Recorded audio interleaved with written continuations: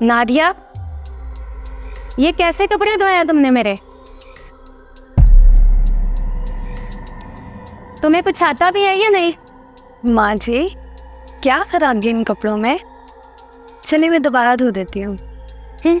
दोबारा धो देती हूँ? तुम्हारे बाप की कमाई है ना यहाँ। माँ जी, जब ये घर मेरा तो सब कुछ मेरा। माँ भी मेरी, बाप भी मेरा और शोहर भी मेरा। तुम्हारी बीवी को कोई काम नहीं आता, जो काम भी कहो हंस के दिखा देती है। क्या हुआ माँ जी, काम नहीं करती वो? करती है, मगर हर काम खराब करती है। 2-2 बार करवाना पड़ता है हर काम उसे। आप सिखा देना कुछ। मैं क्यों सिखाऊं? उसकी माँ को चाहिए था उसे सिखाती। आप सिखा दें। बदतमीजी तो नहीं करती आपसे? दिल तो बड़ा करता है उसका, बड़ी चालाक है। मीठी छुरी है, मीठी छुरी, खुद पर बात नहीं आने देती। चले मैं बुलाता हूँ उसको। नहीं रहने दो, खुद ही करना जो भी बात करनी होगी, मेरे मुंह ना लगवाओ। चले मैं बात कर लूँगा। मैं बर्दाश्त नहीं करूँगा कि मेरी माँ से कोई बदतमीजी करे और तंग करे।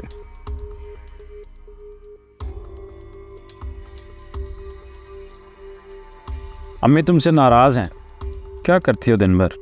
आपसे शिकायत की है मम्मा ने। तुम हंस रही हो, मेरी माँ की बात को हवा में उड़ा रही हो। आप क्यों नाराज़ होते हैं? वो सिर्फ आपकी थोड़ी ना माँ है, मेरी भी तो माँ है ना। मैं मना लूँगी। तुम पहली बहू हो जो सास को मना लेने की दावेदार हो। क्योंकि मैं उनको सास समझ नहीं रही। हाँ, अलबत्ता वो मुझे ज़रूर बहू समझती हैं। फिर तो मुझे लगता है कि मामला हल हो जाएगा। आपको तो मुझसे कोई शिकायत नहीं है ना? मुझे नहीं। शुक्र है, घर के सारे काम खत्म हो गए। अब थोड़ी देर आँख लगा लेती हूँ।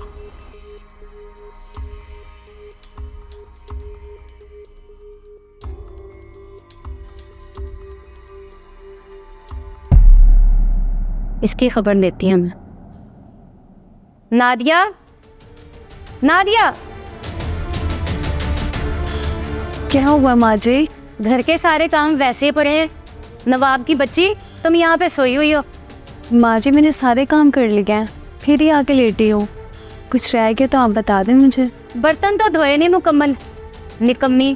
किसी ने कोई सिखाया हो तो है ना। माँ जी, मैंने तो बर्तन भी धो लिए हैं। और वो सिंक में जो मेरा कप पड़ा है वो तुम्हारा अब्बा धोएगा। ठीक है माँ जी, वो भी मैं धो लेती हूँ। बबो, बैठो, रुको यहीं पे। बहू, एक बात ठीक से बताओ बहू, जब से तुम आई हो मैंने तुम्हारा जीना हराम कर रखा है। हर बात में नुक्स निकाल देती हूँ। तुम्हारी माँ बहन एक करके रखी हुई है मैंने, लेकिन तुम फिर भी हर बात में मुस्कुरा देती हो। कभी तुम्हें मेरी बातें बुरी नहीं लगती? इसकी क्या वजह है? अम्मी जी, असल में मेरी तरबियत ही ऐसी है कि मुझे आपकी कोई बात बुरी लग ही नहीं सकती है।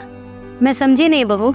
माँ जी, जब से मैंने होश संभाला है ना, जो माँ मुझसे सबसे ज़्यादा प्यार करती थी वो ये सुतेलो जैसा रवैया करना शुरू हो गई। हर काम मुझसे करवाया गया, मुझे सिखाया गया, लेकिन तारीफ़ करने के बजाय सिर्फ मेरी तनकीद की गई और मुझे हमेशा काम करने पे जली कटी सुनाई गई। और माँ जी, मैं तो यहाँ तक सोचने लग गई थी कि अपने मरने के लिए दुआएं करने लग गई थी। लेकिन जब आपकी तरफ से रिश्ता आया तो मुझे लगा कि मेरे तो तमाम मसले यहाँ हल हो गए हैं और अब मैं अपनी मर्ज़ी की ज़िंदगी जीऊँगी। तब एक दिन मेरी माँ ने मुझे अपने पास बिठाया और मुझे कहा कि बेटा, जो मैंने तुम्हारे साथ अब तक सलूक किया है ना, जो अब तुम्हारी ज़िंदगी शुरू होने लगी है, तुम्हें अब फ़ायदा होगा। और जहाँ तुम जा रही हो ये तुम्हारा ससुराल है। और माँ ने ये भी कहा कि जो तुम्हारे साथ मैंने किया है ना, ये सब कुछ तुम्हारे ससुराल में हो सकता है, लेकिन वहाँ जब तुम्हारी सास तुम्हारे साथ सलूक करेगी तुम्हें लगेगा कि वो तुम्हारी सास नहीं, तुम्हारी माँ है।